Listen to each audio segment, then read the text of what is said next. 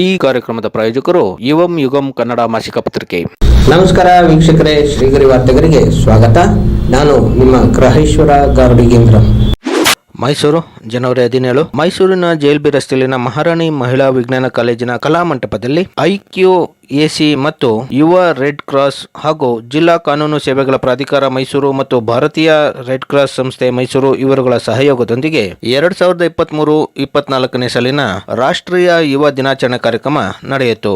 ಸಸಿಗೆ ನೀರೆರೆಯುವುದರ ಮೂಲಕ ಕಾರ್ಯಕ್ರಮಕ್ಕೆ ಚಾಲನೆ ನೀಡಲಾಯಿತು. ಕಾರ್ಯಕ್ರಮದಲ್ಲಿ ಪ್ರಧಾನ ಜಿಲ್ಲಾ ಸತ್ರ ನ್ಯಾಯಾಧೀಶರು ಮತ್ತು ಜಿಲ್ಲಾ ಕಾನೂನು ಸೇವೆಗಳ ಪ್ರಾಧಿಕಾರದ ಅಧ್ಯಕ್ಷರಾದ ನ್ಯಾಯಾಧೀಶರಾದ ಶ್ರೀಮತಿ ಪ್ರಭಾವತಿ ಎಂ ಹಿರೇಮಠ್, ಹಿರಿಯ ಸಿವಿಲ್ ನ್ಯಾಯಾಧೀಶರು ಮತ್ತು ಜಿಲ್ಲಾ ಕಾನೂನು ಸೇವೆಗಳ ಪ್ರಾಧಿಕಾರದ ಸದಸ್ಯ ಕಾರ್ಯದರ್ಶಿಗಳಾದ BJ ದಿನೇಶ್, ಮಹಾರಾಣಿ ಮಹಿಳಾ ವಿಜ್ಞಾನ ಕಾಲೇಜಿನ ಪ್ರಾಂಶುಪಾಲರಾದ ಪ್ರೊಫೆಸರ್ ಅಬ್ದುಲ್ ರೆಹಮಾನ್, ಭಾರತೀಯ ರೆಡ್ ಕ್ರಾಸ್ ಸಂಸ್ಥೆ ಮೈಸೂರು ಜಿಲ್ಲಾ ಘಟಕದ ಕಾರ್ಯದರ್ಶಿಗಳಾದ SS ವೈದ್ಯನಾಥ್, ಯುವ ರೆಡ್ ಕ್ರಾಸ್ ಸಂಸ್ಥೆಯ ಸಂಚಾಲಕರಾದ ಡಾಕ್ಟರ್ ಕುಮಾರ್, IQAC ಸಂಸ್ಥೆಯ ಸಂಚಾಲಕರಾದ V ನಂದಕುಮಾರ್ ಅವರು ಸೇರಿದಂತೆ ಮತ್ತಿತರರು ಉಪಸ್ಥಿತರಿದ್ದರು.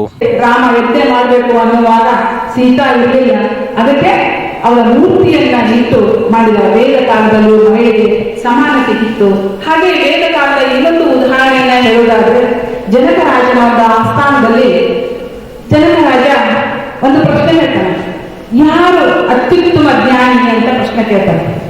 ಅವಾಗ ಯಜ್ಞವಲ್ಕ ಹೇಳ್ತಾನೆ, ಯಜ್ಞಿತ್ತು ನಾನೇ ಅತ್ಯುತ್ತಮವಾದ ಜ್ಞಾನವನ್ನು ಹೊಂದಿದ, ಯಾರಾದರೂ ಅದನ್ನ ಪ್ರಶ್ನೆ ಮಾಡ್ತಿದ್ರೆ ಕೇಳಿ, ನನಗೆ ಪ್ರಶ್ನೆ ಕೇಳಿ ನಾನು ಉತ್ತರವನ್ನ ಹೇಳ್ತೀನಿ, ಯಾರಾದರೂ ಅದನ್ನು ಚಾಲೆಂಜ್ ಮಾಡ್ತೀನಿ, ನಾನೇ ಸರ್ವಶ್ರೇಷ್ಠ ಜ್ಞಾನಿ ಅಂತ ಯಜ್ಞವಲ್ಕ ಹೇಳ್ತಾನೆ.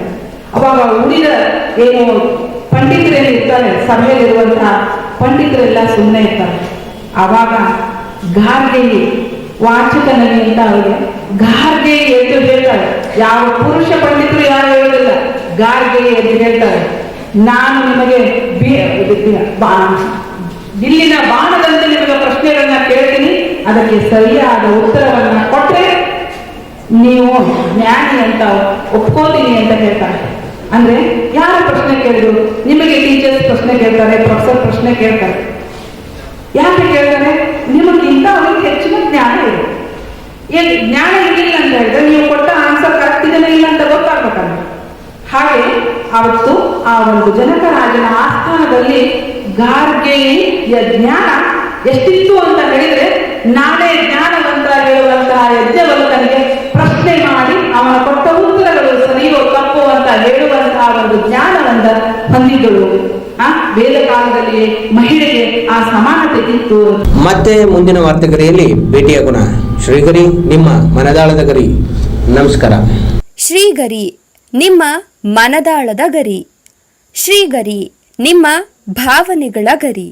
ಶ್ರೀಗರಿ, ನಾಡಿನ ಹೆಮ್ಮೆಯ ಗರಿ. ಮನೆ ಮನಗಳ ಗರಿದು ಶ್ರೀಗರಿ, ತನು ಮನ ಧನಗಳ ಗರಿದು ಶ್ರೀಗರಿ, ವಿಶ್ವದ ದೇಶದ ನಾಡಿನ ಗರಿದು ಶ್ರೀಗರಿ.